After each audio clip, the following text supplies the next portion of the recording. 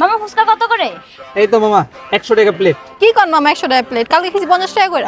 আরে আমার বাসার সামনে খাইছি 30 টাকা করে। আপনার কি মাথা সমস্যা? আচ্ছা ঠিক আছে আপা, আপনার গলিগা একদম 50 টাকা প্লেট রাখবো। আচ্ছা তাহলে 3টা দেন। আচ্ছা ঠিক আছে দিতেছি, খারাপ হ্যালো।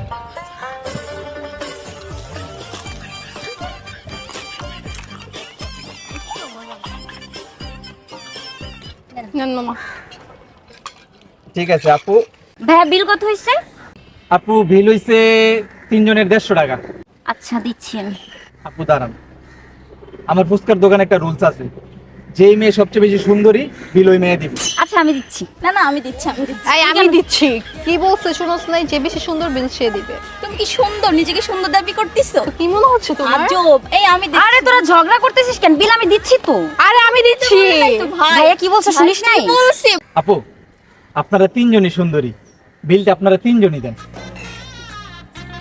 ঠিক আছে আপুরা, বাই। চলো। এই আমাকে সুন্দর বলছো।